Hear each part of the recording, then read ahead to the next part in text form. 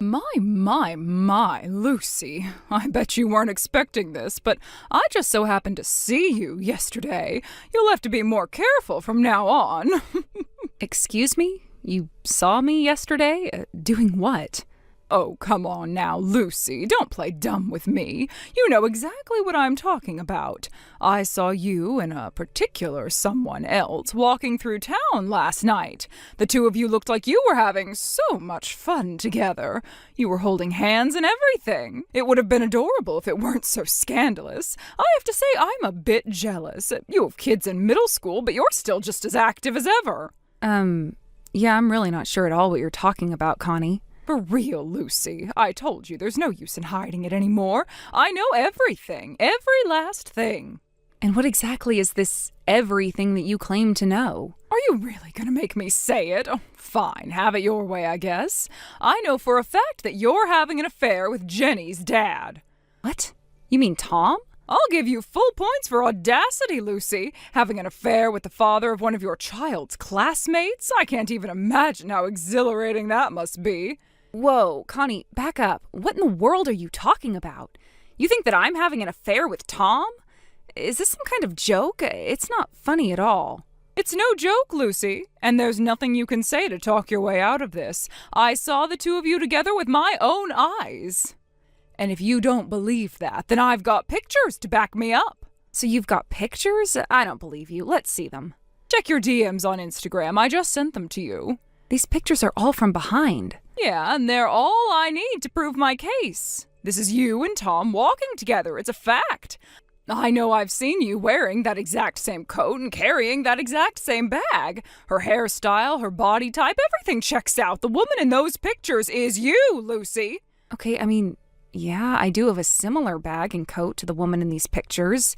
But it's not me, and I don't know who it could possibly be. Okay, so you're gonna plead not guilty, are you? Let's see your proof then. Do you have any proof that you aren't the woman in these pictures? How about an alibi? If you weren't cheating with Tom last night, then what were you doing? An alibi? What is this, a criminal investigation? I don't know. My husband was working late last night, so he wasn't home. And my son went to bed at 9 p.m. like usual, so I guess I don't really have much of an alibi.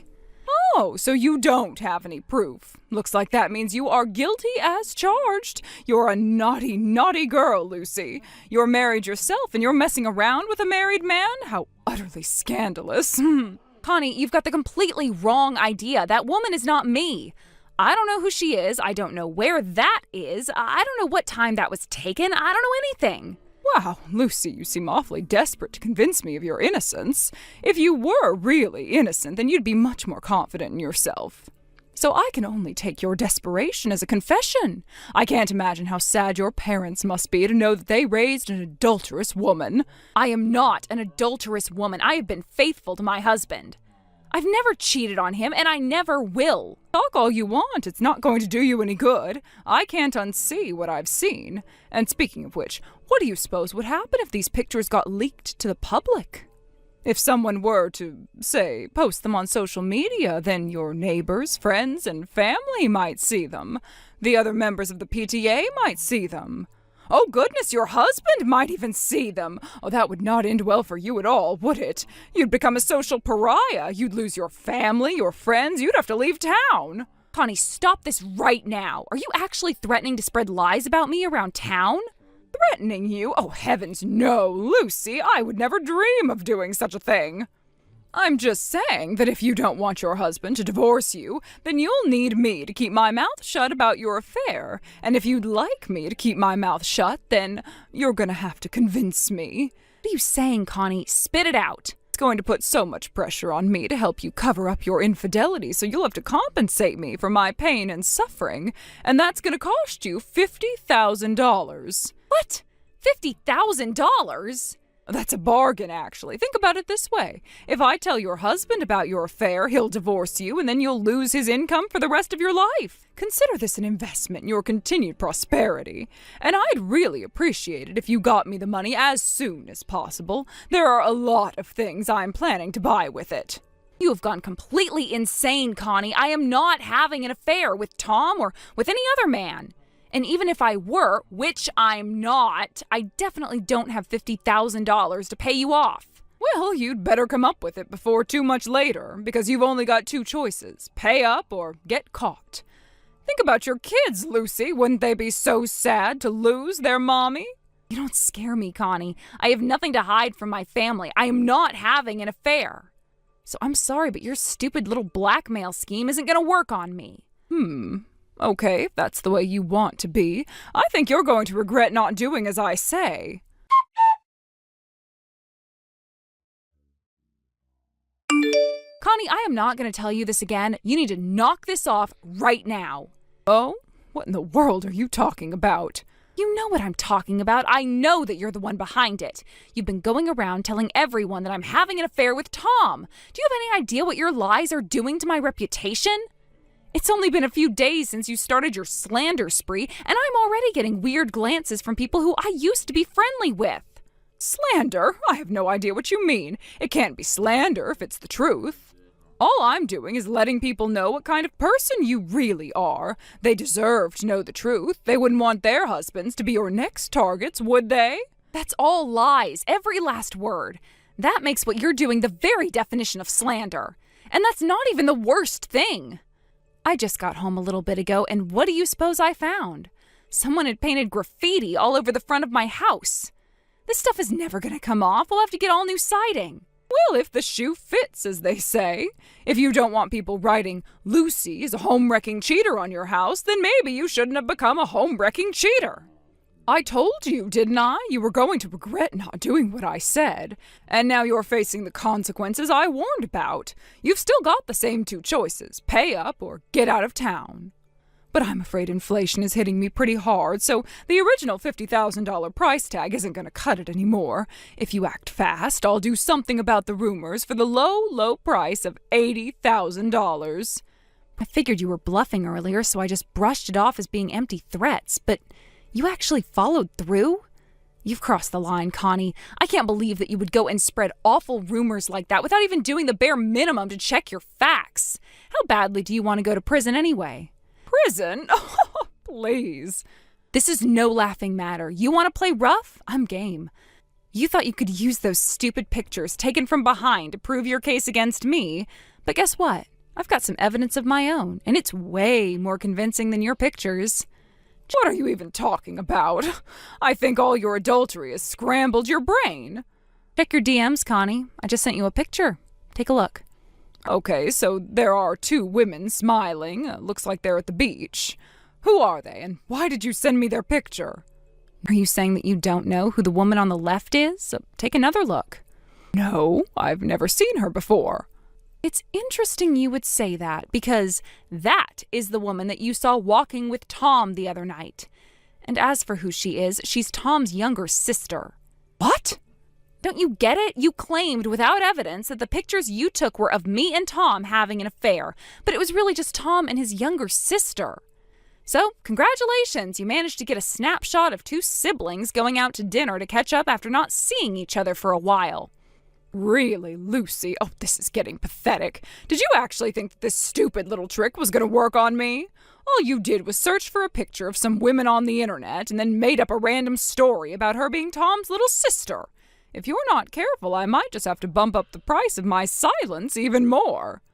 You know what your problem is, Connie? You make massive jumps to conclusions based on the thinnest basis imaginable, or even no basis at all. Do you want to know how I know that's Tom's younger sister?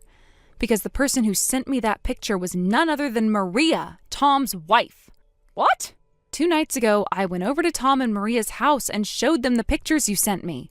I told her what you were accusing me of and asked her who the woman in the picture was, and she told me she was 100% sure that it was Tom's younger sister.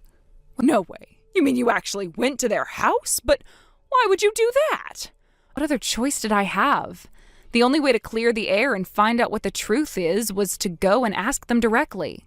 I wasn't just going to stay locked up in my house in fear of what you were going to do to me. Oh, but that's just insane. You actually went to the home of the man you're having an affair with? Who does that? I don't know. You tell me. I wouldn't know what people who cheat on their spouses do or don't do, considering I've never cheated. No, I still don't believe you. You could still be making all that up. I mean, does Tom even have a sister? I've never heard anything about that. Well, that's not surprising, since Tom isn't originally from around here. His sister still lives with their parents in a neighboring state. She goes to college over there. She was in town because a friend of hers was getting married over here, so she was staying with Tom and Maria overnight. And that picture you took of them was when Tom came to pick her up from the wedding after the reception finished. And as for the coat and bag, that's just a pure coincidence. She just so happened to be using the same kind of coat and bag that I usually use. Considering they're from a pretty popular brand, that shouldn't come as too much of a surprise. I also had her ask Tom's sister to send me some pictures of her at the wedding with that coat and bag. I just DM'd you those pictures, so look them over and tell me if you still need more proof. Oh, would you also like to see a video of Tom and Maria sitting together on the couch saying that the woman in the picture is Tom's sister? I've got plenty more evidence where that comes from. What is with you? Why are you acting like you're some kind of super detective? Like, how could you possibly have gotten all that evidence together in just a few days? Oh, this is absolutely insane. Oh, would you like to know why I'm acting like a detective? Well, it's simple, really. I am a detective. What? A private detective, that is, but a detective nonetheless. No way. Surprising, isn't it? I don't really talk to people very much about it, and I suppose I don't seem the type, but it's true. I work for one of the largest private detective agencies in the city. I have a long career of digging up all sorts of information that people, companies, politicians, and more would like to keep under wraps. My specialty is actually looking into whether or not someone's spouse is cheating on them, so yeah, this is kind of my thing. I never expected that one day I'd have to use my skills to prove that I wasn't cheating on my husband, but I think the results speak for themselves. I'm innocent. This can't be happening. You're actually a private detective? I sure am. So, Connie, I think we need to have a little talk. We do? About what? Oh, you know, the way you saw Tom with another woman from behind and immediately assumed it was me and that I was sleeping with him. And then on top of that, you tried to blackmail me for $50,000. When I refused, you then started spreading untrue rumors about me, damaging my reputation. And finally, you spray-painted Lucy as a home-wrecking cheater on my house and demanded even more money. What are you going to do about all of that? Well, you see, the thing about that is, I guess I made a little bit of a mistake. A little bit, is it? And what was your mistake? Well, I thought that you were having an affair with Tom, and it turns out you weren't. I'm sorry about the confusion. I'll go to everyone I told you were having an affair and correct the record with them. I'll even pay for you to have your house resided. So, do you think we could maybe just sweep this little ugly misunderstanding under the rug? It was an innocent mistake. It could have happened to anyone. There was nothing innocent about your mistake, Connie, and it wasn't a little misunderstanding either. Oh, sure it was. You still don't get it, do you? Blackmail, trespassing, malicious destruction of property, those are all crimes, Connie. And that's before we get into the civil issue of your slanderous allegations. Crimes? But I never intended to commit any crimes. I don't care what you intended. The fact of the matter is that you committed multiple criminal and civil offenses against me. I'll be paying a visit to your home tomorrow morning with my lawyer present. Your husband has the day off tomorrow, doesn't he? Why do you know my husband's schedule? Did you look into him, too? Of course I did. Oh, and just so you don't go getting any stupid ideas, if you are not in your home tomorrow morning at 10 a.m. sharp, I'm going directly to the police. The police? Oh, we don't need to involve them, do we? Oh, please, Lucy, I'm begging you. Don't call the police. I'll do anything you ask. Oh, I'm going to make sure of that. You're going to take responsibility for this, mark my words. I'll see you and your husband tomorrow morning.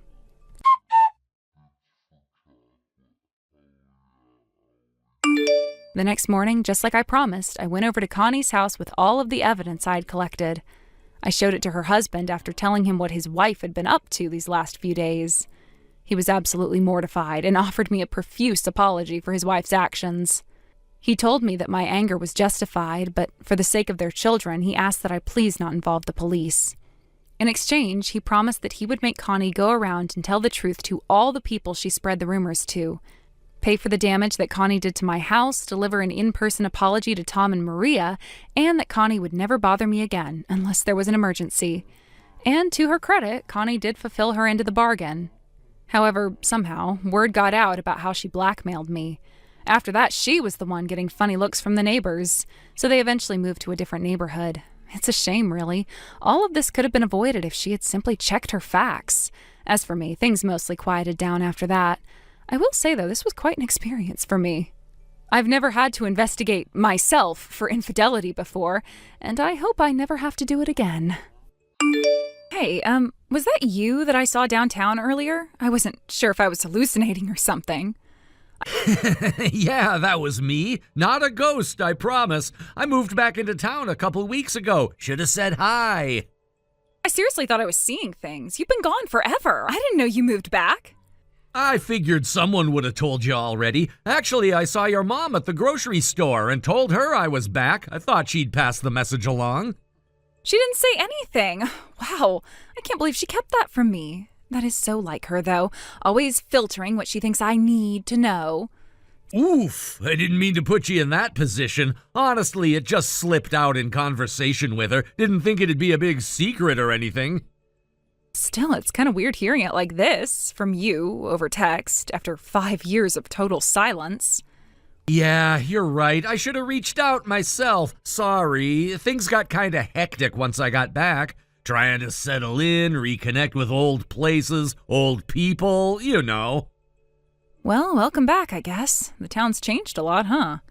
Definitely. Some places I used to love are gone, but there's a lot of new stuff. Still figuring it all out. Oh, and speaking of life updates, I'm engaged now. You're engaged? Since when? I know, shocking, right? It just happened a couple months ago. I didn't really see it coming either, but here we are. Life's full of surprises. Wow, I mean, I didn't think you were the marrying type. You used to say relationships made you feel like you were wearing a straitjacket. Yeah, I did say that, didn't I? I guess it just takes the right person. Or maybe I just got older and less dramatic? Still, that's huge. Congrats, really. I guess the timing is just weird, that's all. Timing? What do you mean by that? Oh, nothing. Forget I said that. Seriously, I'm happy for you. And actually, I'm engaged too, so yeah, double congrats, I guess. Whoa, no way, that's great! Why'd you say sorry earlier then? It sounds like we both landed on our feet. I don't know. I guess I just got a little weird there for a second. I wasn't expecting you to be engaged. It threw me off. Old memories came rushing back, maybe. Understandable. I wasn't expecting to see you today either, to be honest. It stirred up some stuff. But hey, that doesn't mean anything bad, just nostalgia doing its thing. Yeah, nostalgia. Right. It's just crazy how fast time moves. I remember when you left like it was yesterday. And now here we are, different people, different lives. 5 years can do that. Sometimes I feel like I blinked and suddenly I'm this guy with a mortgage and a fiancé and no idea how it all happened. Yeah, same here. Life really doesn't wait. It doesn't, but maybe that's a good thing? It gives us less time to second guess everything. Yeah, maybe. Anyway, I should let you go. I know this probably wasn't the conversation you expected today. No worries. Honestly, I'm glad we talked, even if it was just over text. It's good to hear from you again. Same here, really. It's just, I wish it didn't feel so complicated. Even now, after all this time. Yeah, I get that. Life moves on, but some chapters leave fingerprints, you know? Doesn't mean we're stuck, just means it mattered. Look at us being all deep and sentimental. What are we, 80? Speak for yourself. I've still got at least 5 years before I start shouting at kids on my lawn. Okay. I should really go. I'm late for, something important. Definitely not an excuse to bail on an awkward conversation. Nope, not at all. Okay, I won't press. I got a few errands to run myself anyway. Maybe we'll bump into each other again soon. Intentionally this time? Maybe. Take care, Jason. And congrats again. Really. You too, Alyssa. Wishing you the best with everything. Talk soon, maybe.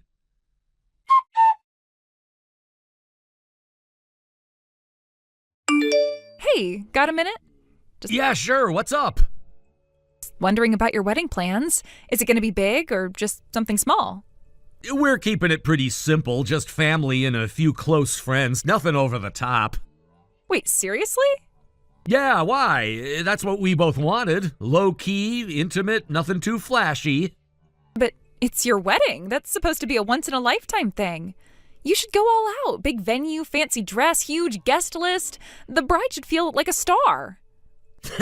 I get that, but we're really not into big events. It's more about the meaning than the show. We're happy with the plan. That's not the wedding I imagined at all. Sorry? I mean, it's not your wedding, Alyssa. It's ours. Me and my fiancé talked it over, and this is what feels right for us. That's what I'm trying to say right now. Wait, what do you mean, what you're trying to say? Jason, stop treating me like I'm just some outsider. You need to start treating me like your fiancé. What? Alyssa, what are you talking about? You're not my fiancé. You're joking, right? I'm 100% serious. I'm engaged to someone else. I told you that the other day, remember? But you didn't say who. I thought you meant me. You came back to town and started talking to me again, and...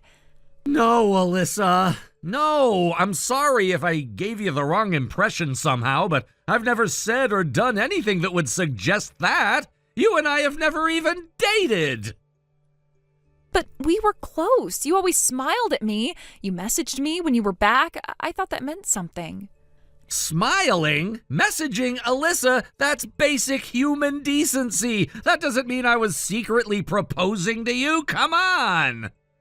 Don't say it like that. You made me feel like I was special to you. Why else would you come back into town after all these years? Because my company transferred me. That's it. I didn't even know you still lived here until we ran into each other. I thought fate brought you back. I thought you came back for me. I didn't. I'm really sorry, Alyssa, but I didn't.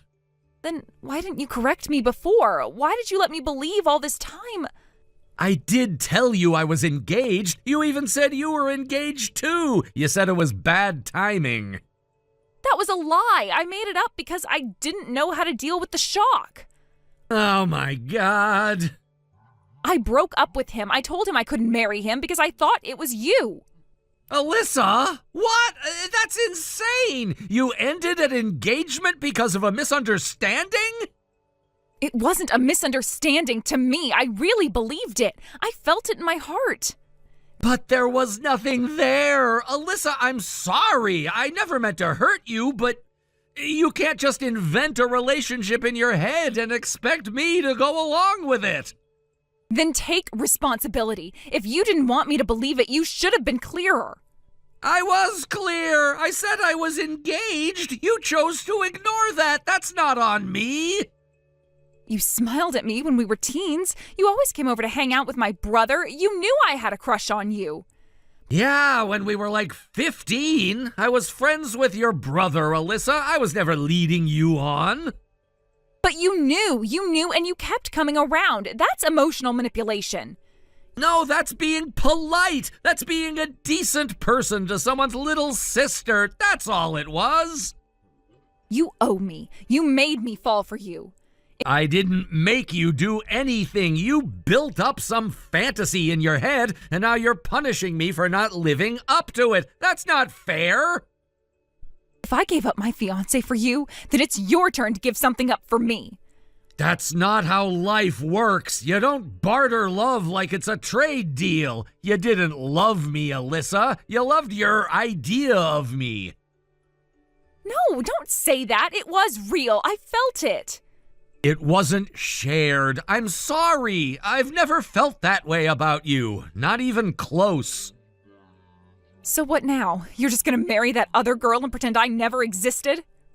I'm gonna marry the person I love, the one I actually built a relationship with. That's not pretending you don't exist. That's just moving on with my life. Then I hope you're happy in your fake little relationship. You'll never be happy with her. That's enough, Alyssa. I really hoped we could stay civil, but this is crossing the line. You think I'm going to let this go? After everything? After what you did to me? What I did to you? Alyssa, I haven't done anything to you. You did this to yourself. I'm sorry, but I can't keep playing along with your delusions. Jason, please, don't walk away. I know you feel it too. You're just scared to admit it. I feel pity, that's all. I'm blocking your number now. Don't contact me again.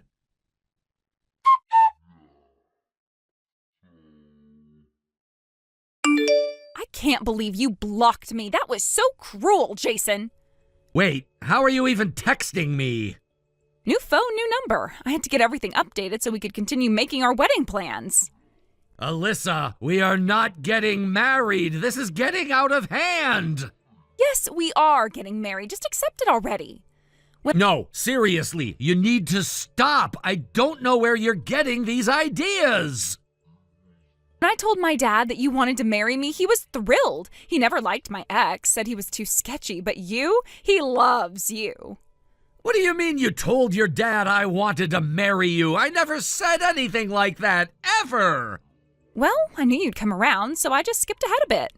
Oh my God, this is seriously messed up. You're building a whole fantasy off something that never happened. My mom is the one who set me up with my ex, but she was wrong, so wrong. You're the one for me.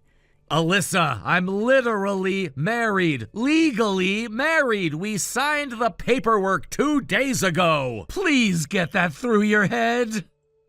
Yeah, the whole married for convenience thing. You told me that already. I don't believe that's real. It is real. We chose a quiet legal ceremony before the actual wedding celebration. This isn't fake. You're just confused right now. It's okay. I know what you really need. Alyssa, please don't say something crazy. Money. You need money. That's your biggest problem. What? No, I don't. I'm doing fine. Where is this even coming from? Jason, come on. It's obvious. You're broke. That's like your worst quality, but don't worry. I can fix it. Wow, that's so insulting. I don't even know where to begin. And for the record, I'm not broke. You're just saying that because you're too proud. But guess how much my dad offered us for the wedding? Alyssa, this isn't us. There is no us. There never was. I never dated you. I never even thought about dating you. $100,000. That's how much. Isn't that incredible? I don't care if it's $1 million. I'm not interested. I'm married. Happily married. Leave us alone. So all you have to do is break it off with your little wife and we can get started. This is your shot at a better life. I had a feeling something fishy was going on. The way you suddenly dumped my son completely out of nowhere. But now I see what kind of foolish young woman you really are. And let me tell you, my family wants nothing to do with you. Huh? Who is this? Wait, this isn't Jason, is it? No, it's not. It's me, Greta. You know, your ex-fiance's mother. I'm using Jason's phone at the moment. Greta, why are you on Jason's phone?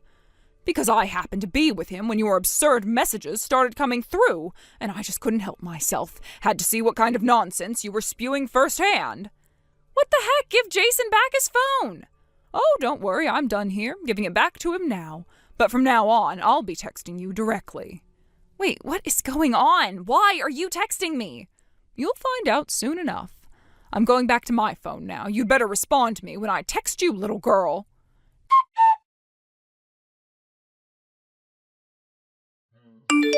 Now, as I was saying, I don't know why you're still talking to me. I broke up with your son, so just stay out of my affairs. Oh, no, sweetheart, we're not done. You and I still have some unfinished business. Unfinished business? I already said I was sorry he got caught in the middle. That should be enough. Sorry? You dumped my son in a single-sentence text message that read, "I'm getting back together with my boyfriend, so we're breaking up." Okay, maybe I could have worded it better. Better? Oh, that wasn't a breakup, it was a declaration of lunacy. So naturally, I looked into what was going on, and oh, the rabbit hole I found. You've been spying on me?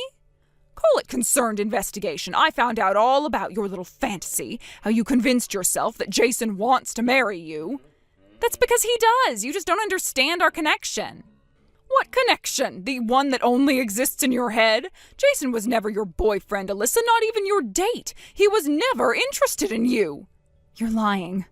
I wish I were, but I confirmed it with Jason's old friends. Every last one of them laughed when I asked if the two of you had ever dated. We were young. It was unspoken. He didn't have to say anything. I could just feel it. The only thing you're feeling is delusion. Jason is married, Alyssa. Legally, officially, happily married. It's time you started thinking about the impact you're having on his wife. That's not possible. He's mine. He always has been. Oh, for heaven's sake, listen to yourself. You sound like a deranged soap opera character. You don't know what we had. You weren't there. No, but I've heard enough. Now, let's get back to that unfinished business I mentioned. Since you broke off the engagement with my son, you're expected to return the ring and cover the cancellation fees for the wedding and honeymoon. What? That's right. All of it was prepaid, the ring, the venue, the resort, and wouldn't you know it, the total comes to around $100,000. 100? You've got to be joking. I don't joke about contracts. You walked away. That doesn't erase the damage you left behind. I'll just get my dad to pay. He said he'd support me and Jason no matter what. I wouldn't count on Daddy Warbucks swooping in. Your mother is so furious at him for enabling your delusions, she's divorcing him. What? You heard me. She's already spoken with a lawyer. She said she's had enough of both of you. This isn't fair. I didn't mean for any of this to happen. You're right. You didn't mean for it, but that's the problem. You don't think. You drag people into your little fantasies without a care for the wreckage left behind. Please, I didn't think it would go this far. I just thought Jason still had feelings for me. He didn't. He doesn't. He never will. That's the one truth in this whole mess. What am I supposed to do now? I can't afford that kind of money. My attorney will be in touch with the details, payment schedule, legal notice, all of it. I suggest you take this very seriously. Can't we just talk this out? There has to be another way. No, Alyssa, you had your chance. This is the consequence of what you've done. Actions have consequences. Welcome to adulthood.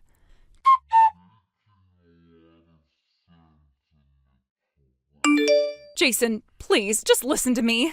Alyssa, how are you even texting me again?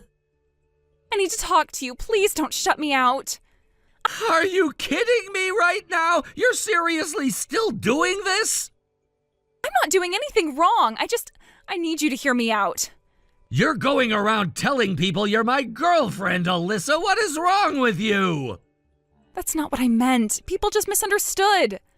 Oh, really? Because someone literally came up to me today and accused me of cheating on my wife thanks to you. Wait, what? Who? Doesn't matter who. The point is this whole circus is your fault. You're lying to people about us. You're ruining my life. I didn't mean for any of this to happen. Then stop. Just stop. You don't get to drag me through the mud over your fantasy. It's not a fantasy. It's not. You and I had something. We had nothing, Alyssa. We never dated, never kissed, never anything. How many times do I have to say it? I know you felt something too. I saw it in your eyes when we were younger. You're delusional. This isn't some romance drama. I'm done being patient with you. Please don't say that. Please don't leave me like this. You leave me no choice. If you contact me again, I swear I'll get a restraining order. I'm not joking. Harassment is a crime. Oh, please don't go that far. Just don't give up on us.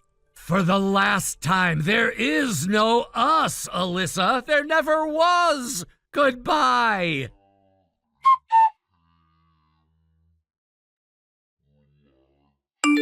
I blocked her again after that, hopefully for the last time. When her parents divorced, her mom took her dad to the cleaners. She took everything he had. That means he had no money left to support Alyssa.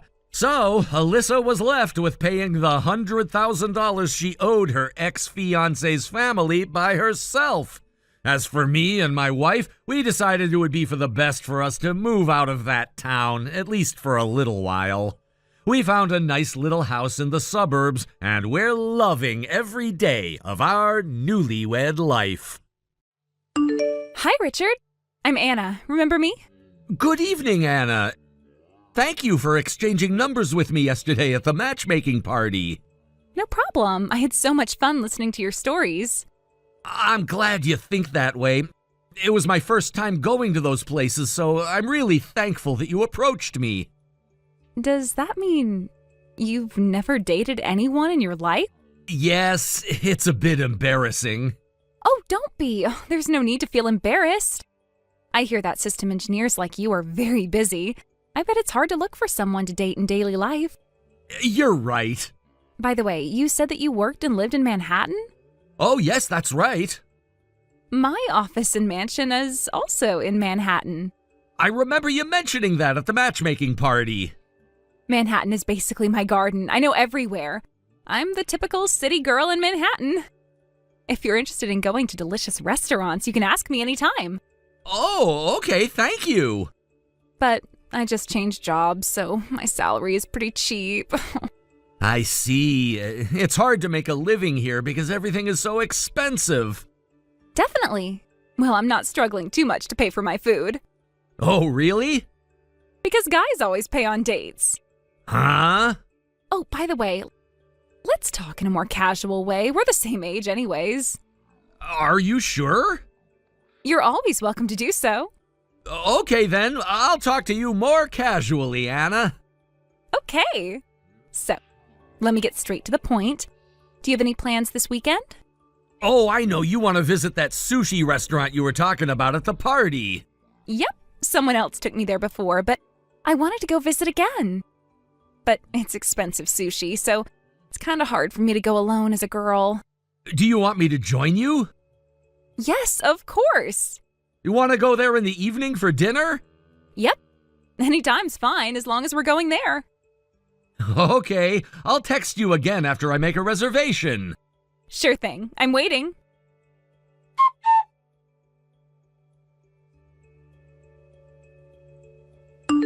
Hi, Richard.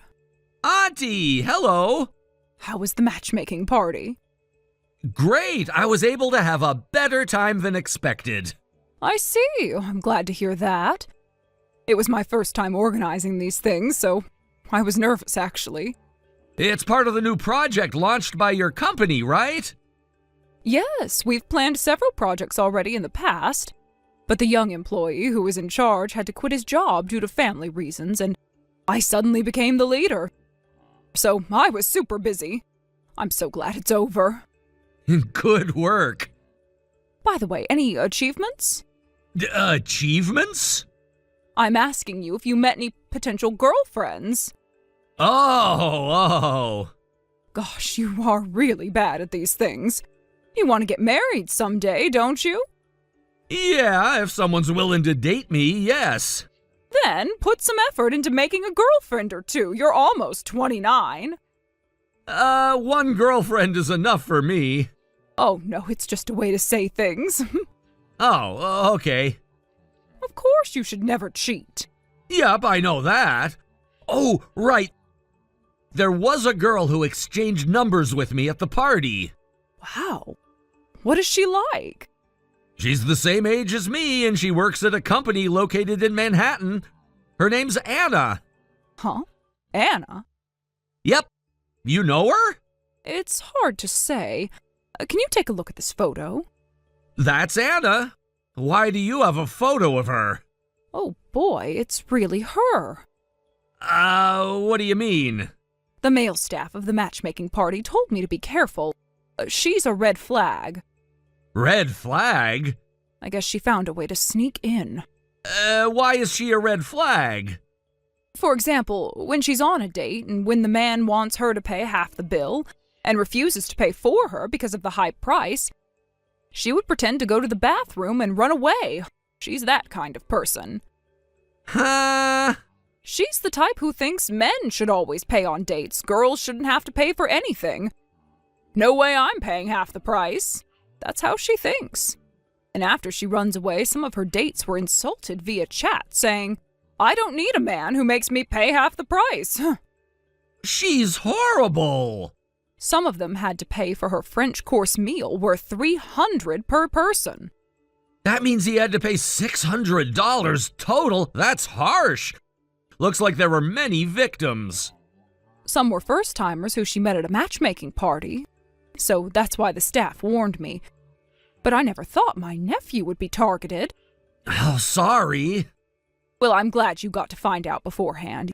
You should cut relations with someone like her. No, actually, I have a reservation tonight at an expensive sushi place. Huh? If I cancel now, it's gonna be trouble for the restaurant. Which sushi restaurant is it? You Sushi. I know the owner of the restaurant. Huh? Really? I'll contact the owner, so you go punish her. Huh? A party girl who misunderstands what ladies first means should be busted now so that she won't do anything worse. Auntie? Bust her, Richard. Here he comes. Huh?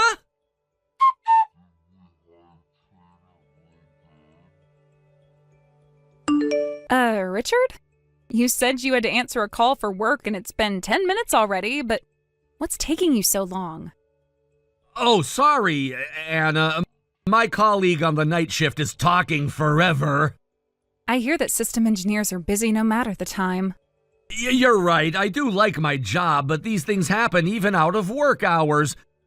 Maybe this is the reason I don't have a girlfriend. I see. Well, it must be a hard job. And I'm really sorry, but I think it's gonna take me a while. You don't have to worry about me, and you can eat as much as you want. You sure? The sushi here is really delicious. I understand that you want to eat a lot. Then I'll dig in.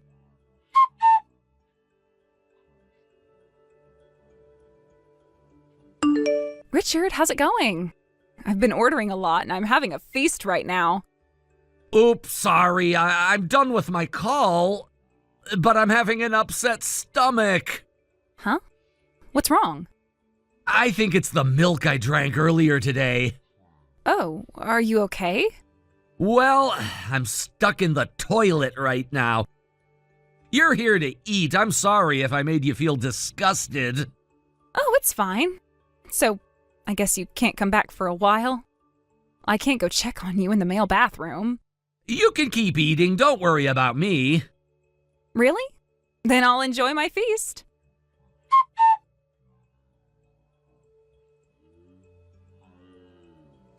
Richard, are you okay? It's been 15 minutes since you went to the bathroom. And apparently our time slot for our reservation is coming to an end. The staff has been rushing me to pay. Can you come back as soon as possible? Oh, sorry. I'm on my way home in a taxi. Huh? My stomach is still not feeling well. The staff who came to the bathroom called me a taxi saying I should leave if I wasn't feeling well. I didn't want the other customers to feel disgusted, so I left from the back door. Back door? I thought people might get the wrong idea if a pale guy with a stomachache came out of a sushi restaurant. I asked the staff to tell you all this. Didn't they tell you? They just told me now. Oh, really? I'm sorry I couldn't tell you directly. Huh? No way. Wait a minute. How about the payment? Oh, I already paid for what I ate, so don't worry. No. I mean my payment. Huh? Men should always pay on dates. Don't tell me you're going to make me pay half the price. Oh, sorry. I don't think I feel good enough to listen to your jokes. I am not joking. I'm sorry I couldn't think of an interesting way to reply. I don't think I'm a good match for an extroverted person like you, Anna. Let's stop seeing each other from now on. I'm not talking about that right now. The payment. It's hard for me to text in the taxi, so I'm going offline now. Wait! I'm not kidding. I didn't bring any money with me. I need you to pay for me too. I can't pay $500.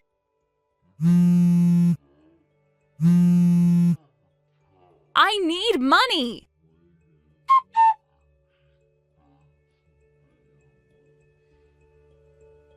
Anna wasn't able to make her payment. And in return for not calling the police on her, the owner demanded that she wash the dishes and clean to make her payment. And I heard that she was weeping as she worked. A few days later, my colleague told me that Anna was known to be a red flag among a specific group of people. And I can see that she had been messing up pretty bad. I guess I busted her using my aunt's plan. But since then, I stopped seeing her around the neighborhood where she claimed to be active.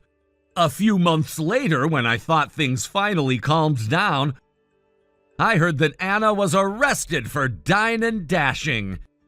I still have no idea what she wanted to do. Janelle, pick up.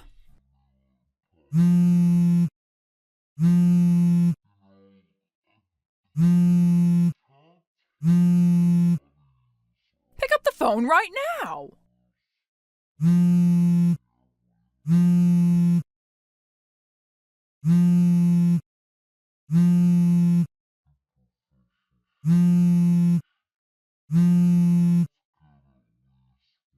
Mom, I'm on the train. What is it? Don't tell me you're still seeing that man. Huh? That Duke guy, the one who barely finished middle school. I saw you walking around with him like everything's fine. Didn't I tell you to break it off with him immediately? A man with no education like that has no place in this family. Are we really doing this again? Why do you always make everything about education? Because education is everything, that's why. He might be cute, sure, I'll give you that. But that's all he's got, a pretty face and no future. I can't believe you're being this foolish. Break up with him already. Mom, seriously, did you forget? Forget what? I told you if you couldn't accept me marrying Duke, I was cutting ties with you. And by the way, we already registered our marriage. Excuse me? What did you just say? I already told you this. I reported it to you. Did that just slip your mind? Divorce him right now. What? I'm in the middle of arranging a marriage meeting for you. I'm sorry, what now? Honestly, you've always been so selfish ever since you were a child. And you haven't? The only time you actually listened to me was when you finished college. I didn't go to college because of you. The school you were so desperate for me to attend just happened to be my first choice, that's all. Let's not pretend you even knew what faculties that university had. You just picked it based on prestige and name recognition. It was laughable. Well, in the end, you did go, didn't you? So that means you followed my guidance. What kind of logic is that? But this is where your selfish little rebellion ends. I will not stand by and let you ruin your future. You are going to divorce that man and marry Matt. Matt? Wait, you mean the guy 3 doors down? The one in that huge house? Exactly, your childhood friend, that Matt. Sure, Matt and I were close growing up, but that was just as friends. Maybe before, but who knows what could happen now? Besides, the whole reason I made sure you went to university was so you could eventually marry into that family. Excuse me? What does going to college have to do with marrying Matt? You need a certain level of refinement if you're going to marry into a good household. That's why I insisted you get your degree. You're seriously not making any sense. And anyway, Matt doesn't see me that way. He never has. That can change. You just need to try harder. That's why we're starting with the marriage meeting. This isn't just absurd. It's on another level. Enough backtalk. I don't want to hear another word in defense of that undereducated man you married. You are going to divorce him. Do you hear me? Hey, Janelle, long time no see. You got a minute? Matt? Wow, yeah, it has been a while. Wait, is this about my mom? She's been on and on about some arranged marriage thing. Oh, let me guess, she dragged you into it? Yeah, I figured she might have mentioned it to you. Sounds like you already know the deal. Ugh, I'm so sorry. She's being a total menace, isn't she? Honestly, yeah, if I'm being blunt, she's been a huge headache. Mostly for my mom, actually. Every time they run into each other, your mom starts pressuring her, demanding we lock in a date for this supposed marriage meeting. That sounds exactly like her. And get this, when I told her I'm already seeing someone, you know what she said? Oh my, Matt went and found himself a girlfriend on his own? Like it was some kind of betrayal. Are you serious? Dead serious. Then she added, Well, we'll just have to suffer through it, won't we? But I still fully intend to make us family. No matter what it takes, our kids must marry each other so we can be related. That was word for word. My God. Okay, now I have a headache. I'm really sorry, Matt. She's impossible. Don't worry, I get it. You're the one stuck with her for 25 years. I'm just getting a glimpse now, and I already want to disappear. Honestly, my parents keep saying they're amazed you didn't turn out just like her. They actually admire you for that. Yeah, I owe that to my dad, honestly. He was the more balanced one. Though once I got my first job and moved out, he finally divorced her. Guess even he had a limit. Yeah, I remember. That was the talk of the neighborhood for a while. Honestly, the divorce was a blessing in disguise. With all the chaos, I managed to sneak out of that house without much resistance. You still talk to your dad? All the time. He and Duke actually get along really well. Glad to hear that. Seriously, that's good to know. Anyway, don't feel like you have to entertain any of this arranged marriage nonsense. Just ignore her. You've got your own wedding coming up, and once that happens, well, maybe she'll finally give up. Though knowing her, probably not. Yeah, I wouldn't count on her letting go that easily. God, even though I'm her daughter, I still feel like I should apologize on her behalf. If I just told her what Duke actually does for a living, maybe she'd shift her focus. But honestly, I'm not ready to deal with that fallout either. Don't stress about it. We've all decided not to engage. My parents and I are on the same page. We're just brushing her off whenever she brings it up. Thanks, Matt, really. And I'm sorry you're stuck in the middle of this. But if anything gets worse or she crosses the line, let me know. I'll handle it. I appreciate that. Anyway, I'll let you get back to your day. All right, talk soon. Take care. Janelle, great news! The wedding date is set! Wait, what? Mom, what wedding? Matt's, of course! First Sunday of next month. Isn't that just perfect? What are you talking about? Don't be silly. Your wedding with Matt. Isn't this exciting? Everything's falling into place just like it was meant to. Hold on. You can't be serious. Why wouldn't I be? It's already been a month. I figured you and that dropout have split by now, right? But I never imagined you and Matt would skip the engagement process and just jump straight into the ceremony. Honestly, I'm impressed. Leave it to the rich to move quickly. Are you even listening to yourself? I haven't divorced Duke.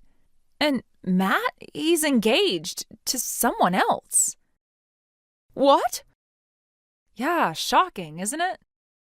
Wait, hold on. Janelle? No, enough. Seriously, just stop. But... Do you have any idea what people in the neighborhood say about you? They call you things like the delusion engine, that deranged rumor mill with legs, walking disaster of convenience. And you know what? I don't even blame them anymore. Excuse me? You've caused trouble everywhere. You nearly got sued for defamation because you couldn't keep your mouth shut in a mom's group. You embarrassed yourself and me at your part-time job so badly they had to file for damages. And that's just this year. Do you know how many times Dad and I had to apologize for you? How many times we've been humiliated cleaning up the wreckage you leave behind? You were just being thoughtless, as usual. You never think about the people you steamroll, and now you're dragging Matt's family into your little fantasy? Are you really that shameless? I just wanted what was best for you. No, you wanted what you think looks good. You don't see me. You see a doll you can dress up and marry off like some social trophy. Even after Dad left, even after everything, you still haven't changed. Wait, you're saying you're not marrying Matt? Of course I'm not. He's engaged to someone else. You knew that.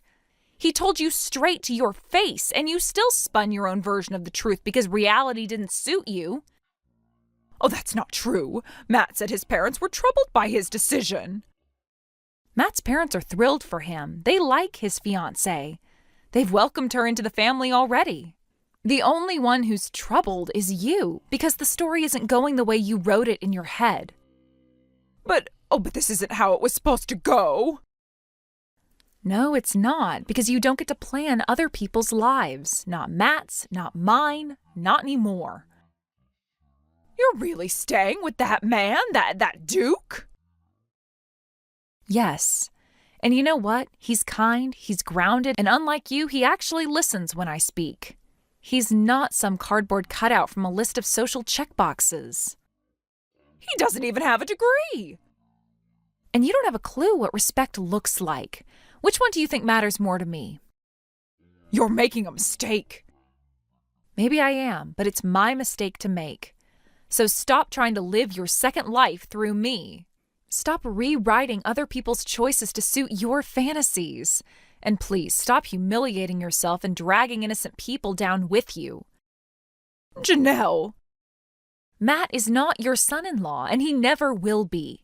So if you still have any shred of dignity left, do us both a favor. Drop it, before you ruin any more relationships than you already have. Janelle, you won't believe what I just saw. Let me guess, something else you completely misunderstood? That dropout! He was in a Hollywood movie! And not just any movie, he was playing the son of the Duke Matsura! What the hell is going on?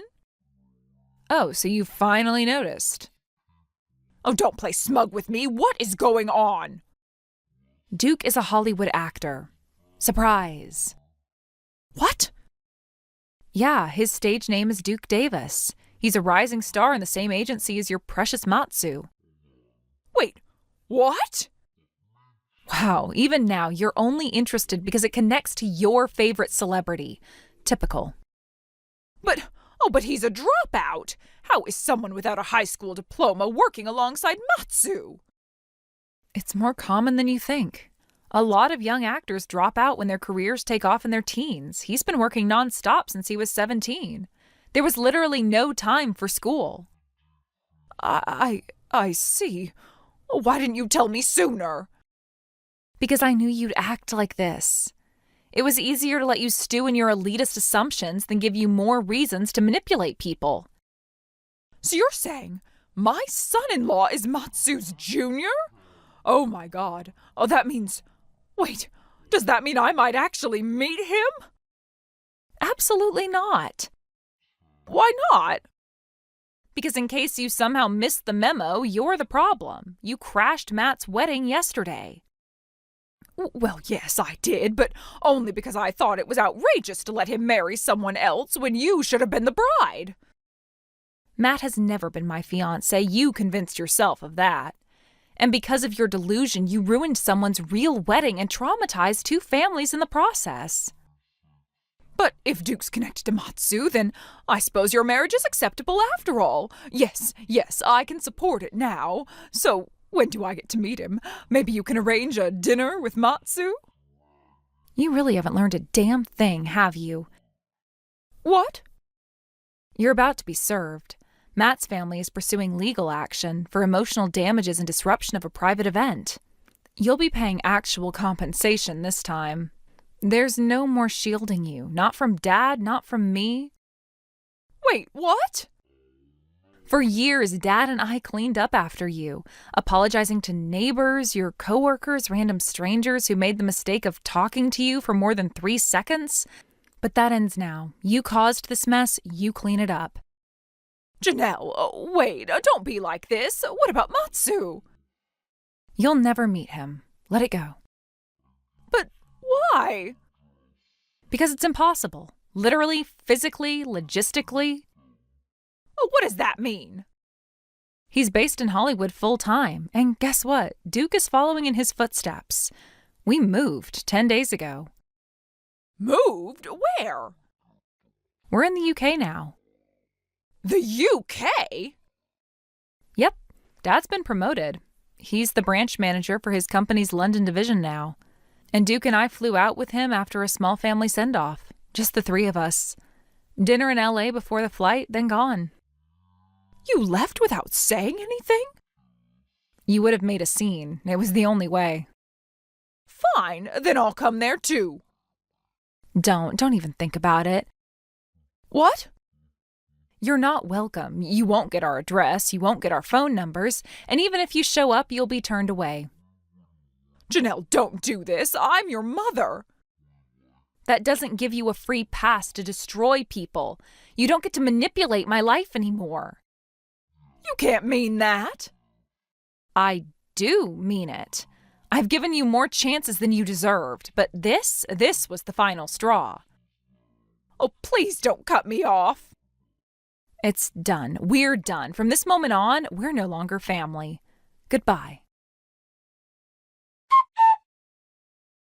My mother, in the end, never realized what had happened. But as for my husband Duke, he was actually a classmate of mine from middle school. We were both in the same drama club, and back then, Duke's debut as an actor became quite the topic of conversation in our town. He had caught the attention of many, and it was a big deal at the time. But my mother, who had no interest in any celebrities except for Matsu, had no clue about it. Even though Duke had achieved some local fame, she simply never took notice, and here we are, many years later, with her still being completely oblivious. It wasn't until later that the reality of the situation hit. Matt, who had become involved in everything, ended up sending a claim for damages and compensation to my mother. At first, she was completely unaware of how serious things had become. She was still living in the world of denial, clinging to the illusion that everything would somehow work itself out. But when the lawyer appeared, things took a dramatic turn. Suddenly, my mother understood that she had no one left to turn to, and that there was no one to protect her or offer any real support. It was at that moment that the gravity of the situation hit her. She finally understood the reality of her circumstances, the things I had tried to warn her about, the consequences of her actions, the web of lies that had been spun, all came crashing down on her. She was horrified. She had ignored everything I had said, dismissed it as me being overly dramatic, but now, seeing the lawyer's formal documents and understanding the magnitude of the legal claims against her, she finally realized the truth. It was too much for her to bear, and she apparently dropped to her knees in an attempt to beg for forgiveness, terrified and frantic. But by the time that happened, it was already too late. There was no turning back. The damage had been done, and no apology could undo the mess she had created. In a desperate attempt to resolve everything, she rushed to take out a loan to pay the lump sum of the compensation. She thought that paying off the debt and covering the damages would bring her peace of mind, but the relief was fleeting. After she made the payment, thinking everything was settled, the weight of her actions still hung over her. It wasn't long before her situation got even worse. The loan she took out turned out to be with a loan shark. She hadn't bothered to do proper research, had not questioned where the money was coming from or who was providing it, and as a result, she ended up entangled with dangerous people. It's hard to even imagine what that must have been like for her. The fear of owing money to people who didn't operate within the law, people who had no mercy. One day, out of the blue, my mother disappeared, just like that. She was gone, and no one knew where she went. It was like she had simply vanished into thin air. The loan shark, the money, the bills, everything had caught up with her. I tried to find her, tried to piece together what had happened, but all I got were dead ends.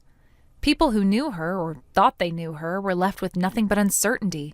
No one knew where she had gone, or even if she was safe. Lauren, do you have a minute? I have a favor to ask you. Good evening, Mother. What is it? Next Sunday, I'm planning to have a house party with my friends. House party?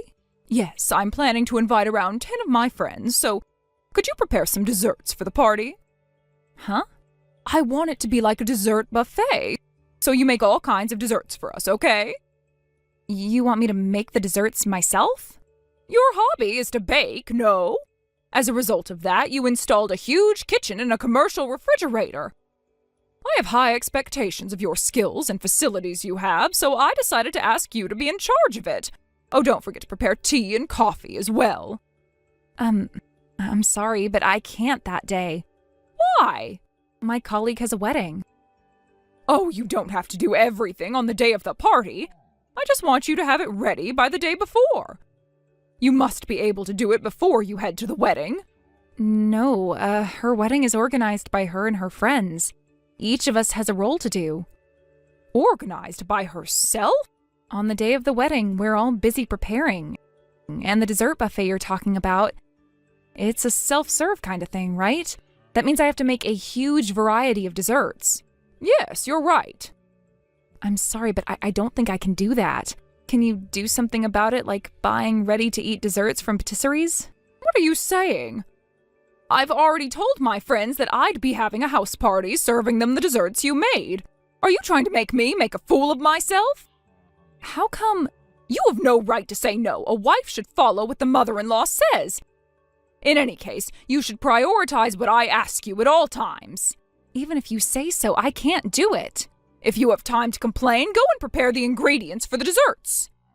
I told you I can't. I'm looking forward to it. Hey, Mother!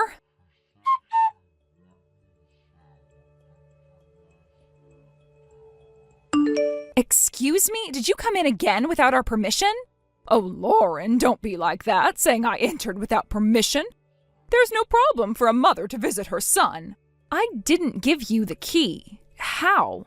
I found a spare, so I brought it with me. You took it without our permission? Well, it's your fault for not giving it to me in the first place. Is it you who took the cake in the fridge? Oh, about that. You said you couldn't prepare for the party, but you ended up doing it for me. I shall change the way I think about you. Huh? But I'm not sure about how you only prepared cakes. Well, you did prepare several kinds of cakes, so I'll just tell my friends that my daughter-in-law changed it to a cake buffet without my permission. Make sure you apologize to my friends the next time you meet them. Does that mean that you brought the cake with you for you and your friends' house party? Yes, we all enjoyed the cake in the fridge. You already finished them? You prepared them for us, so it's natural that we eat all of them. It was wonderful having a dessert buffet for free. You are awful. Huh? That was not what I prepared for you. What are you saying? There is no way you prepared all of that for someone else. It's obviously for my house party. That was for the wedding today. Huh? I bet you saw a large cake and several cakes cut into small pieces in the fridge. That was all what my colleagues and I prepared, spending a lot of time on preparation. Why are you keeping all that in your fridge? We're having her wedding in a meeting room we rented at our office this afternoon, so I volunteered to keep them in my fridge because I live within walking distance of our office. While I went shopping for a short time, all of this happened. Oh my, what did you do? It's none of my business. We finished all of them already. Don't complain now. What are you saying? We're about to go to a museum. I'm turning my phone off. Hey, Mother!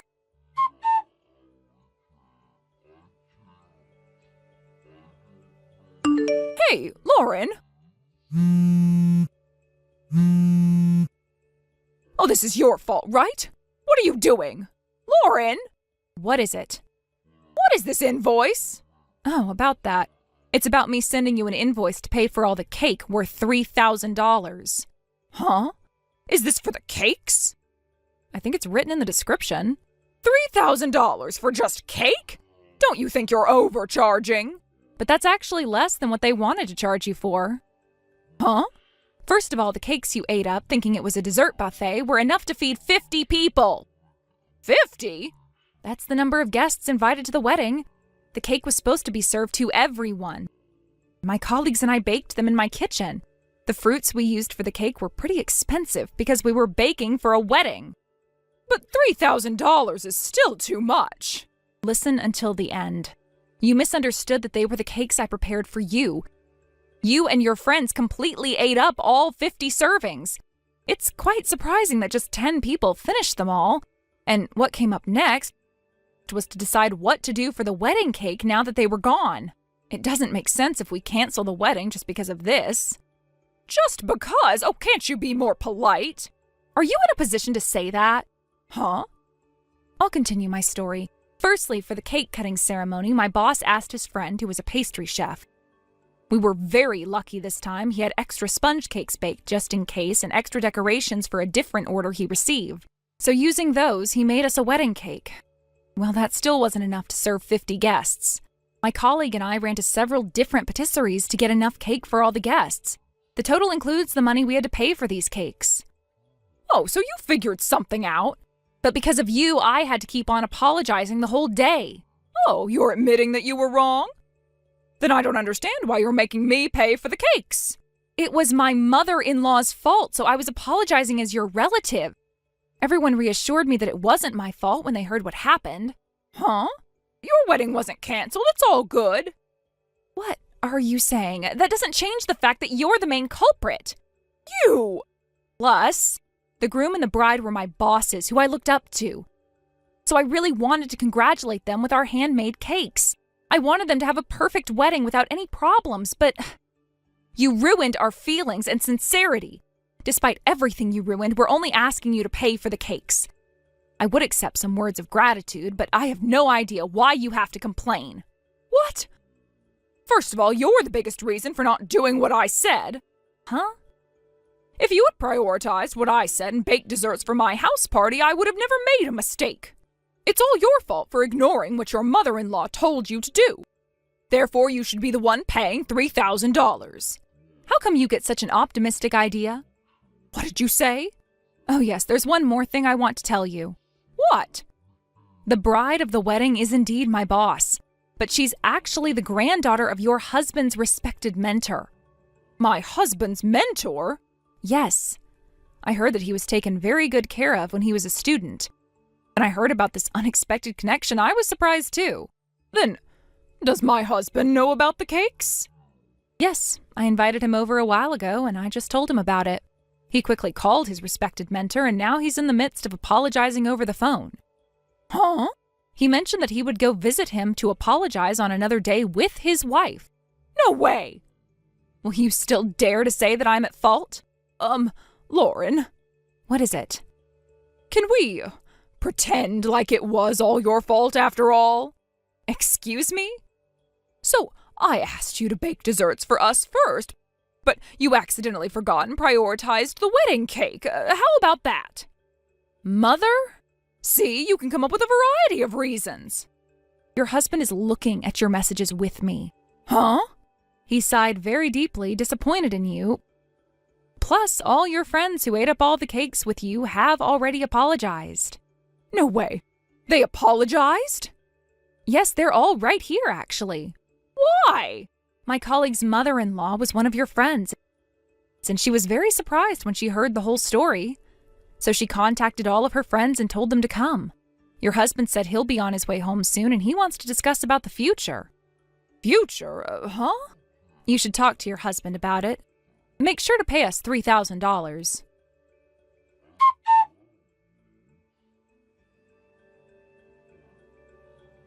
Several days later, my father-in-law took my mother-in-law to apologize to his mentor, the grandfather of the bride. However, my mother-in-law still said it was my fault, showing that she regretted nothing. This was the last straw, and my father-in-law decided to get a divorce. Then, for some reason, she started annoying me and my husband to let her move in with us. But my husband, who already knew everything that happened, said, with an expressionless ice-cold stare towards his mother, who refused to move away from our entrance with large baggage, "Who are you? We're going to call the police." My mother-in-law's expression turned to despair, and she left. After her divorce, at her parents' house in the countryside, where rumors spread very quickly, people whispered behind her back, saying she was a crazy person who ate 50 servings of wedding cake just to bully her daughter-in-law. And she's been shutting herself in, feeling isolated. Oh, by the way, we did manage to make her pay $3,000. Sam, long time no see. This is your old friend Lisa. Have you been doing all right? What? I'm very sorry to have to ask this, but who is this again? I told you, I'm Lisa. I'm really sorry, but I have no recollection of any Lisa being a friend of mine. Huh? I am your old friend, Lisa. Oh, geez, Sam. You and I were going to middle school together at Siebert Middle School in the town of Harbor City, and we lived close to one another in that apartment complex, and then we met again at a community college, right? What? Hold on. I'd always lived in a house with me, my family, and then I never went to community college or anything because right after high school, I went to work. Huh? Also, my name isn't Sam. Oh, did you change your name or something? No, I did not. What I'm saying is that my name is not Sam whatsoever. What the heck? Come on now, I already know the reason why you're telling me your name is not Sam anymore. You can stop trying to hide your true feelings from me. I have no idea what you're talking about, though. Then tell me, what's your actual name? You don't have to know what my name is. I don't feel comfortable telling you now. Then I'm going to continue calling you Sam, because that's who you are. Ugh, my name is Megan. That's my name. Really? I know that's not your actual name because your real name has always been Sam. Now stop trying to hide from me and let's chat. What? I'm not trying to hide from you because I don't even know who you are. Yeah. I'm tired of going on about that stuff, so let's just get to the juicy topic. Juicy topic? I'm taking your husband from you. Excuse me? My husband? Recently, I came back to Harbor City, all right? I learned about that really rich son of that family, the Rochesters, Kyle. And I was thinking it was so mean of you to have a man like that all to yourself when I have nothing. So I went and stole him from you while I've been in town. Harbor City is in Oregon, right? Well, I don't live in Oregon anymore. When I was living there, I was not living in Harbor City or even close to that town. I happen to be single still, so there's no way I've had a rich boyfriend or husband like the one you're going on about right now. I can see that you're confusing me with someone else, but haven't noticed any of that yet. Listen here, Sam. My name is not Sam. I am Megan. I get you wanting to run away from the reality that your old friend has gone and stolen your husband from you, as the truth must hurt you a lot. But this is something you will never be able to look away from. So listen to me right now. You have the wrong person. How about you listen to everything I'm telling you? This is just like all those dreams I've had. Stealing your husband from you and becoming rich myself. Now I'll be able to pay off that $50,000 debt that I'm in and live in that giant mansion of his. You said your name is Lisa, right? What do you want now, you big loser? Let me tell you this one last time. I am single right now, so who the hell are you and what are you talking about? What? I have no idea who this Lisa is, and I have never met anyone with that name before in my life. And my name is Megan. M-E-G-A-N. Megan. My name is not Sam or Sammy or Samantha. Now cut all that BS and stop texting me about whatever crap you're doing. What? You just never know when to give up, do you? So that's why, Sam? My name is not Sam. Screw off. Oh, come on now. Anyhow, Kyle is all over me now, and he will be letting me live with him in his mansion and with all of his money from now on. Get that divorce from him soon, please.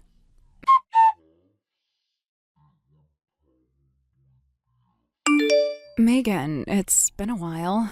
Sorry for coming out of nowhere here, but can you let me know whether or not this is still Megan's number or if you're someone completely different?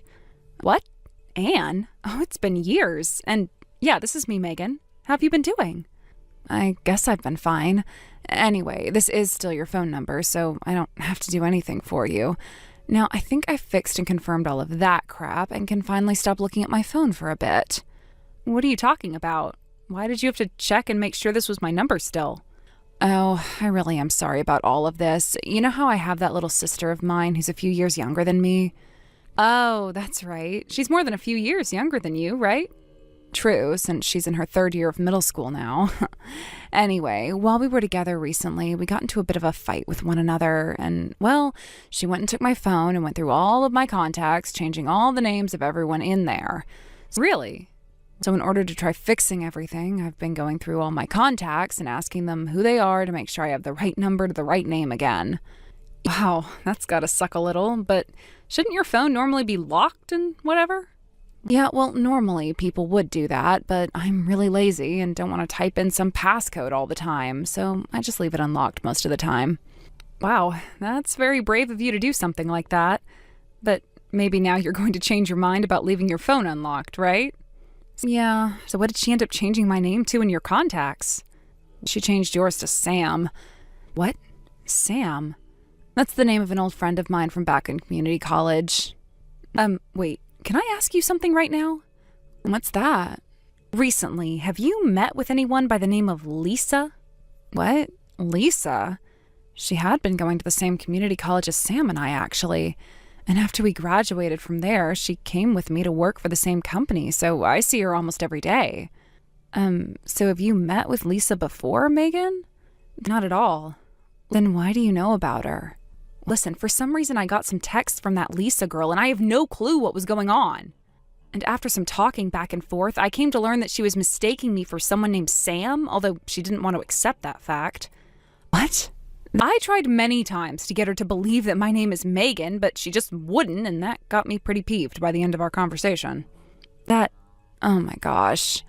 This is only a possibility, but I'm thinking when your little sister went into your phone and changed all your contacts, Lisa was able to see Sam's contact info somehow, but with my number instead of hers. Do you think something like that could have happened recently? I think something like that is very possible. Yesterday, there was a little party after work. She had been sitting next to me at our table, and as I got up to go to the restroom, I'm sure she had enough time to take a look at my contacts. The both of them, Sam and Lisa, are my friends from back in middle school that I met again in college. And, well, before the end of middle school, Lisa got into a fight with Sam, and then her dad ended up having to move out of town, so they never made up before that happened. So I'm assuming they were never able to exchange one another's contact information before she had to move away. And when they met in college again, they weren't as close to one another, so they never did anything from there. I see. So that's what's happened between Lisa and Sam. Damn. Things have become a bit more complicated now, haven't they? I'm sorry about that. Up until now, I haven't really talked with Lisa much besides on our work phones about work-related things, so I'm really not sure what's been going on with her. I don't actually have her private number anymore, I think. You all were in the same college and knew one another since middle school, yet all seem to be so distant from one another. Well, I've just never really wanted to have anything to do with her. And I think the same can be said for Sam. So I really want to know now, why does Lisa want to talk with Sam so badly? From what she was telling me, it looks as though Lisa's stolen Sam's rich husband from her. Huh? Well, I think Lisa's making a big mistake there.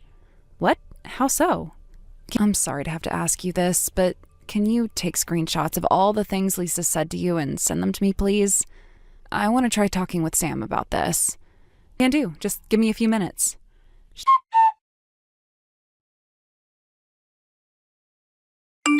Thanks for all the screenshots. Damn, this is all just horrible to read through. I can't even be asked with some of it. And wait, Lisa's in $50,000 worth of debt now? She did mention that, didn't she? You can tell by how fast she was bringing everything up to me that she gave zero craps about me not being Sam. Well, I can see how things got this bad for her, though. She's just your basic office lady when it comes to her work, and so there's been no way she's made the kind of money needed for all those brand bags she brings into work. She also seems to hire plenty of men to do things with her, so that's where she's gotten all that money from. So Lisa's normally pretty bad? I mean, you could say that. She loves good-looking men and money, is a very selfish person, and she never listens to anyone and loves to get into fights. I wonder how she was even able to find a job at that company. Seriously, though, there have also been rumors about her picking on other women due to the fact that she's beautiful, but that her beauty isn't all that natural. Is that right? Well, anyway, I'll let Sam know about this. Please do, and thank you.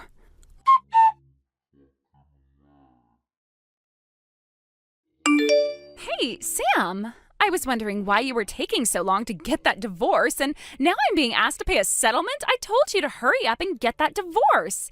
As long as I'm able to become Kyle's wife, then I won't have to care about that settlement because he'll be able to pay it all off for me. Long time no see, Lisa. I have told you this so many times now, but my name is not Sam. My name is Megan. Have you heard from your coworker and old friend Anne about the fact that her and her little sister got into a fight and her little sister went and changed all the contacts around in her phone? What? Anne? Anne was a friend of mine from high school, and we still occasionally talk to one another now. I heard from her that her little sister went and changed my name to Sam inside her contacts. So I really do think you mistook me for Sam because of that change in her phone. What? So then, this really does mean that you're not Sam?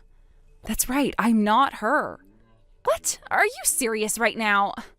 Then I guess the only option I have left now is to go right to that mansion of Kyle's and ask Sam in person to divorce him and get out of there. I know you're not going to want to hear this from me. What? That mansion just so happens to be Sam's mansion. Huh? Why do you say that? It sounds like ever since Sam graduated from college, she started her own company and has been doing very well recently. She married Kyle around the same time she started her company. And at that time, Kyle's father's company ended up going under, and so Kyle wasn't able to get anything from his family. So at that time, Sam stepped in since she was financially stable and paid off the mansion they moved into, since he wasn't going to be able to do so. Wait. Sam went and paid for that mansion then? That means that the owner of that place is Sam, and if her and Kyle get that divorce, she'll be the one getting to keep the house. What? You're kidding me. Also, because of the fact that Kyle no longer has a company coming to him, he is currently without a job, and the company will be renamed and taken over by someone else who's bought it. Huh? Well, I shouldn't say jobless. Rather, he's just going to be working for his uncle's company as a base-level employee now. A base-level employee? Because of that current situation he's in, I hear that it's been Kyle asking Sam not to divorce him, as he's in no shape to be kicked out of her mansion. What the heck? But he's getting divorced by Sam and will have to pay her a settlement while also being kicked out of that place. What? Sam heard about all of this going on from Anne after I went and talked with her about what you'd said to me. You're lying, right?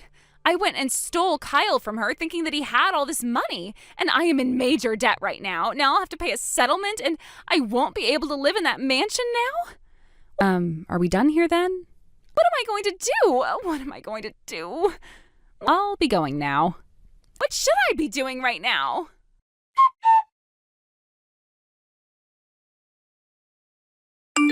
After all the nonsense Lisa was spewing, claiming she had stolen my husband, even though I'm single, and not even realizing that I'm not Sam, it only took a day for her ridiculous antics to be shut down.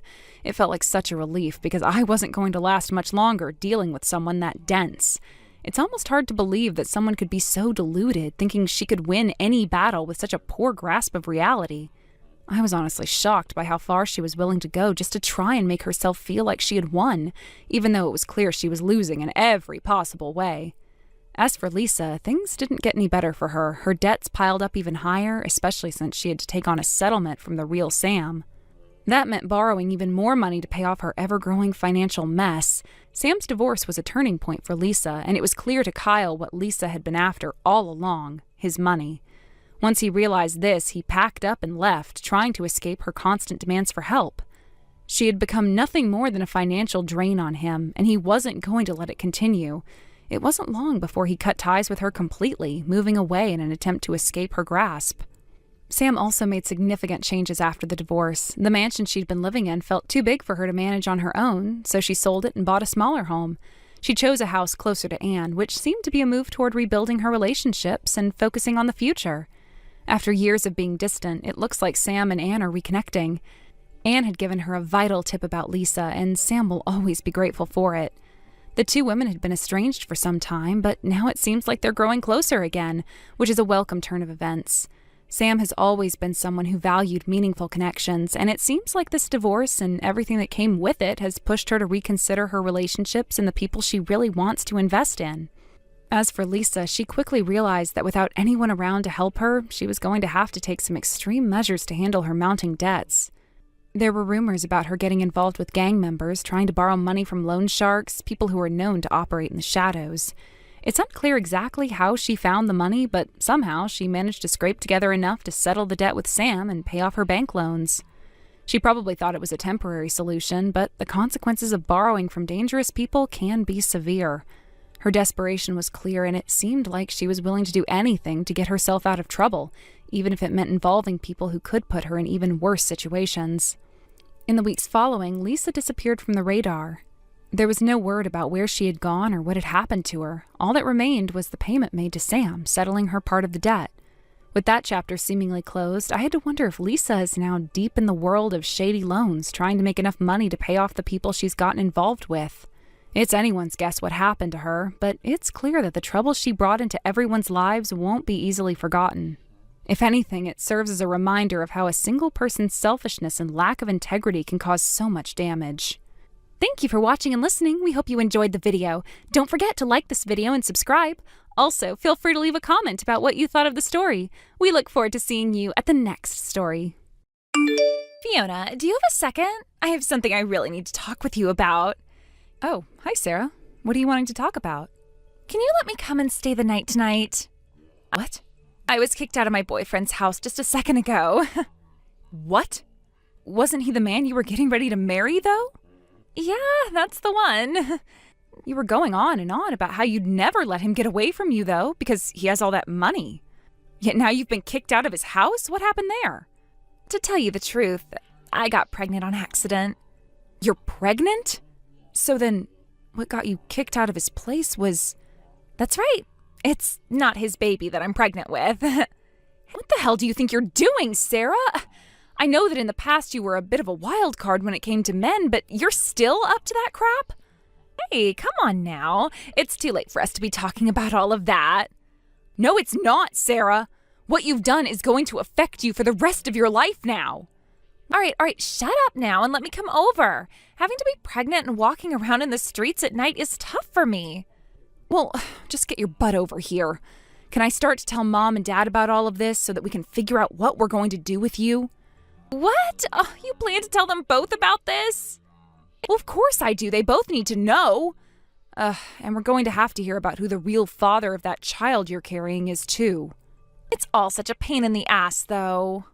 You're the one that asked for it all. Well, right now I'm heading over to your place. I should be there soon, so have the door open for me. Jeez, just be careful on your way over here.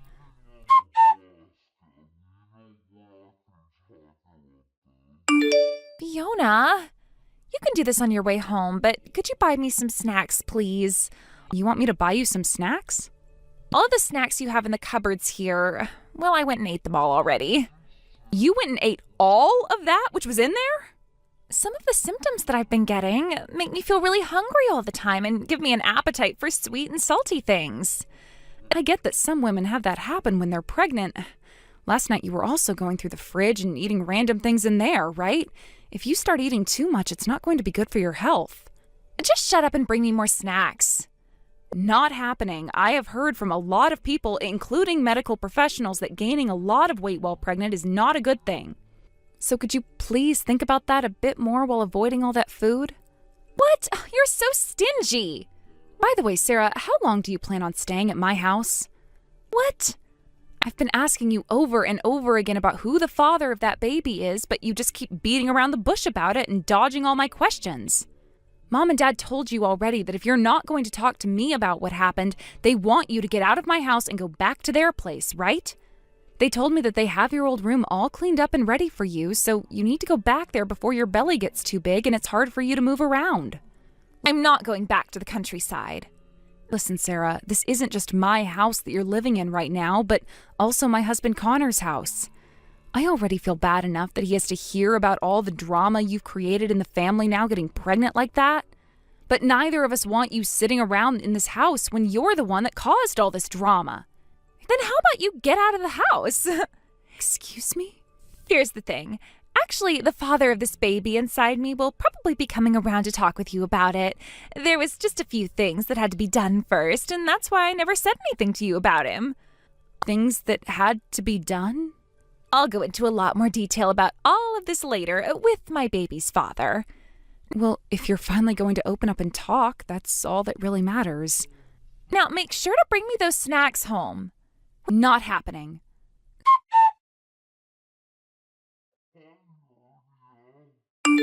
Sarah, can we talk for a minute? What is it? I'm at the front of the house right now, but my key isn't able to turn the lock to open the door. I wonder if the lock is broken or something. Sarah, you're inside the house right now, correct?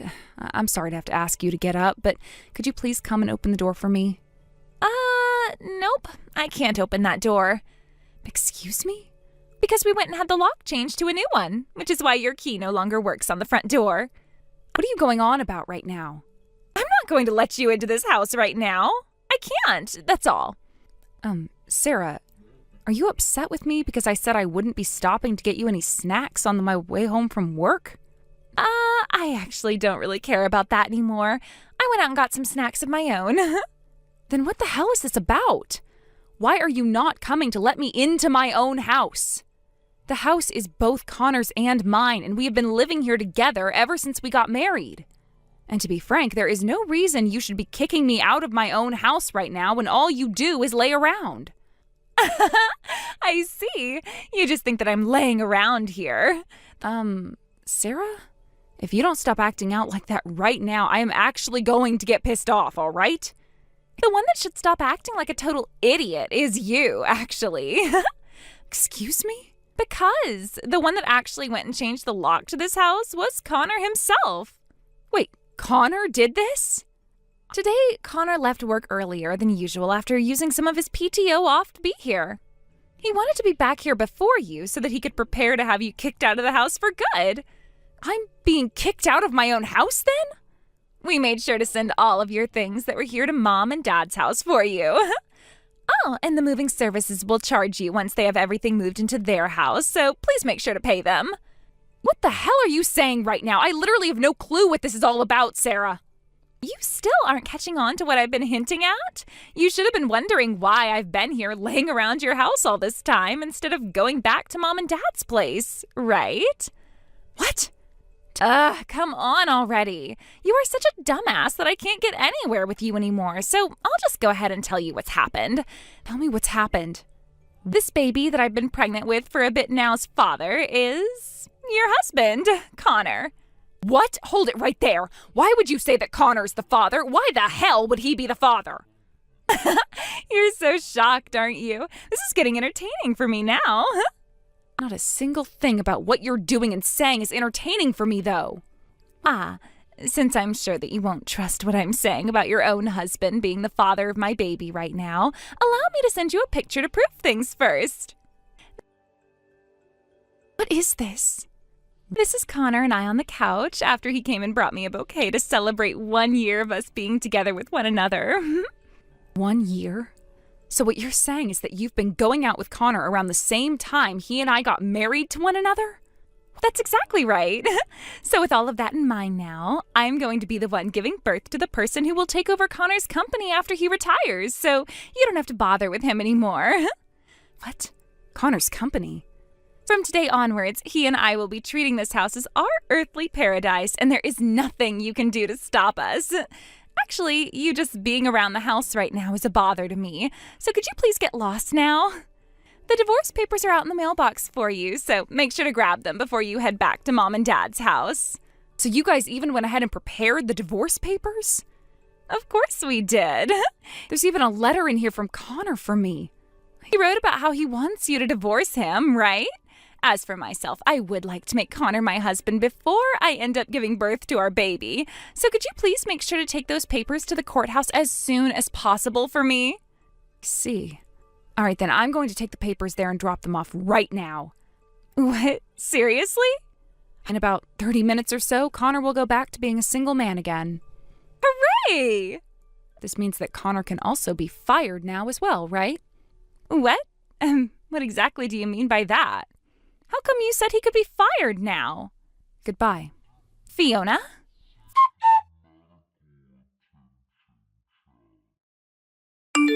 Fiona? Hey, what's going on here?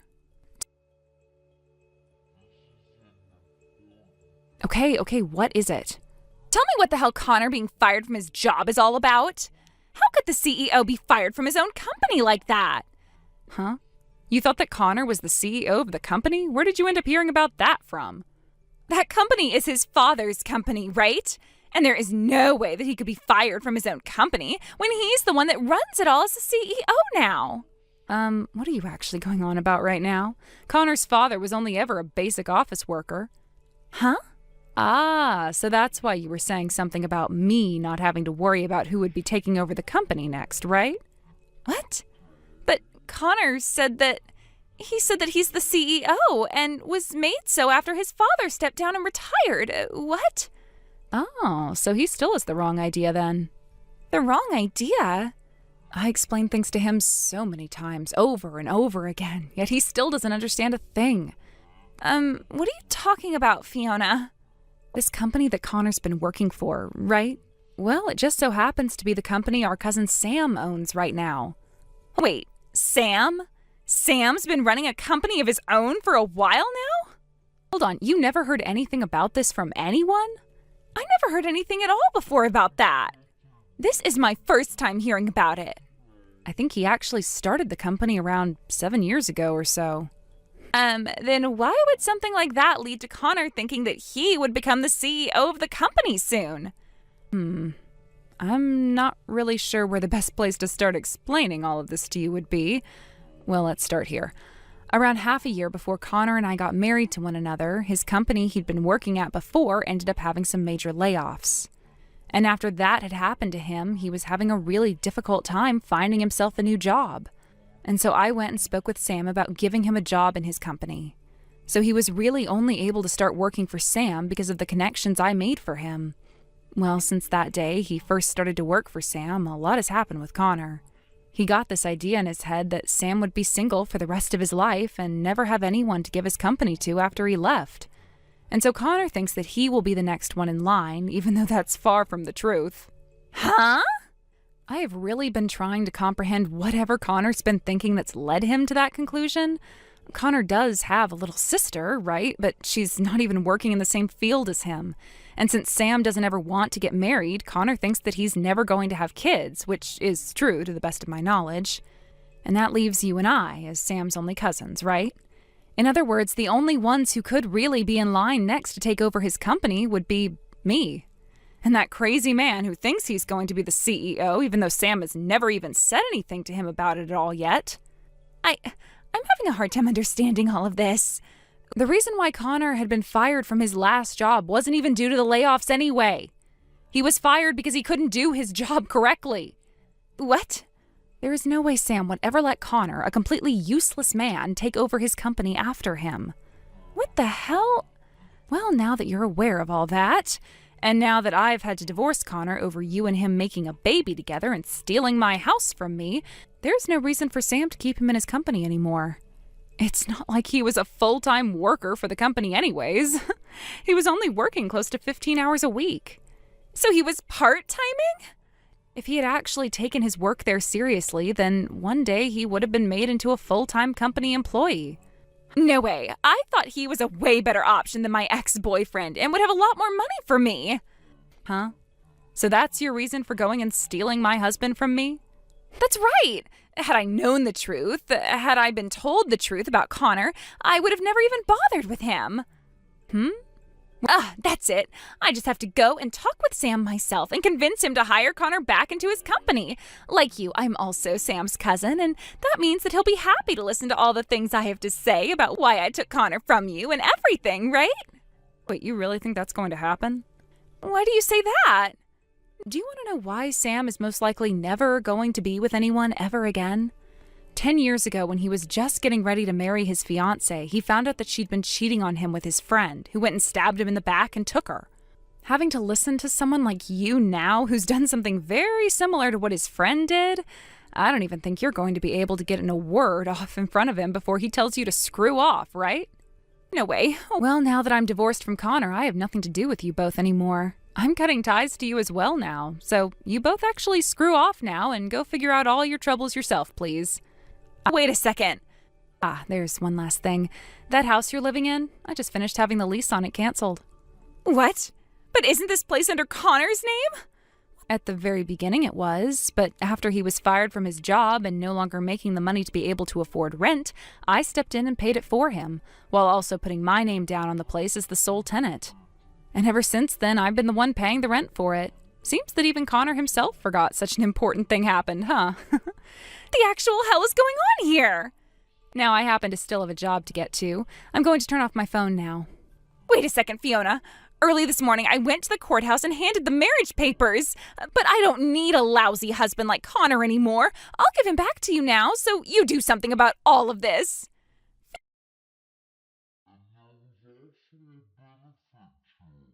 Fiona, please.